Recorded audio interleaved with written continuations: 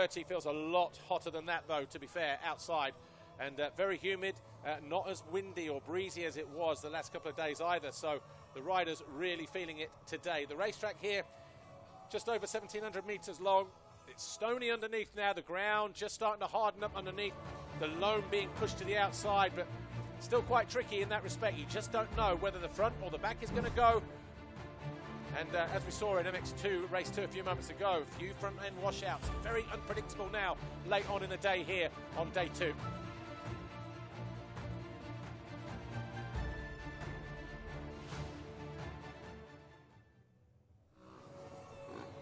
Great crowd in here today. A lot of fans out on the hillside and all around the racetrack here in Indonesia. Very well supported from the local contingent. So thanks to you guys for that, being a part of this event this weekend, round 12. We'll take a look at the highlights now, but we also will speak to a couple of riders as well ahead of the race. Ben Watson got caught at the gate at the start of race 1. Tim Geiser down the inside for his 4th foxhole shot of the campaign. Around the outside, Jorge Prado tried to get the better of Geiser. He knew he was there. He kept the Spaniard to the outside of his left elbow. There was no way through. Fernandez was 3rd. Koldenhoff was 4th. Roman Fevre lucky to get away with that whilst in 6th place, chasing down the 41 of Jonas. And then Jonas lost the back end here, handed a position, 5th place, to Roman Fevre. Koldenhoff then in 4th under pressure from the number 3. Koldenhoff sick during the night, so it was even a miracle that he was out there riding today. Then Jonas up the inside of Beaton. Jed Beaton just left the door open whilst in 7th place. And then he lost a position to Calvin Verlanderen for 8th. Beaton was now 9th. That was just after the halfway stage of the race. Jeremy Seawer, another rider who'd been sick all weekend, started 14th, got up to 12th. Eventually came home in 12th after Calvin Verlanderen went out of 8th place with some kind of technical issue on lap 11. Ruben Fernandez started to close in on Jorge Prado as the 2 Spaniards fought over 2nd and 3rd place.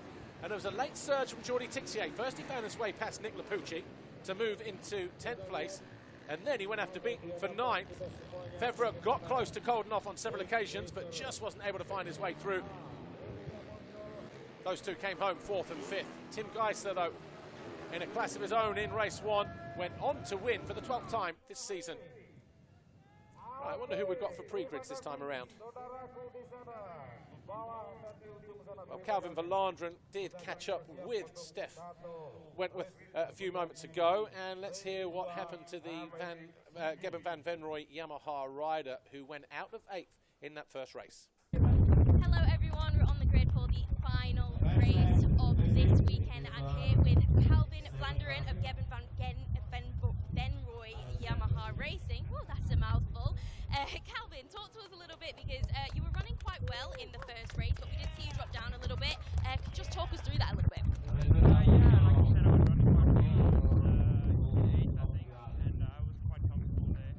But about 5-10 minutes ago, my bike started to bog, and it got worse and worse, so I decided to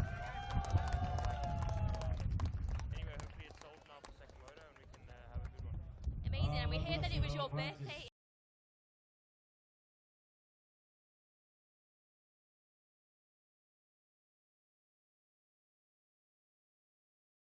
this weekend, so could we maybe see you on the podium for a little birthday celebration? I mean, now it's quite a far shot with the DNF for the first race, but I'll definitely do my best. Okay, well, best of luck. Thank you so much. Okay, and we are going to be seeing the final race of the Mxgp Indonesia very shortly. Stick with us. So if you couldn't understand what Calvin was saying, it was something along the lines of... A little bit windy down there while that interview was being played. Anyway, let's take a look at the top 5 in the championship, shall we? Ahead of race 2, Tim Geiser now extends his lead. It was 101, he's now 117 clear of Jeremy Seawer. Prado, though, was within touching distance. He's now 5 behind the Swiss. Renault 4th. He's now 17 points ahead of Glenn Koldenhoff. But Jeremy Seawer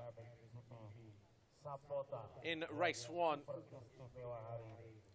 not very comfortable at all. 12th for him.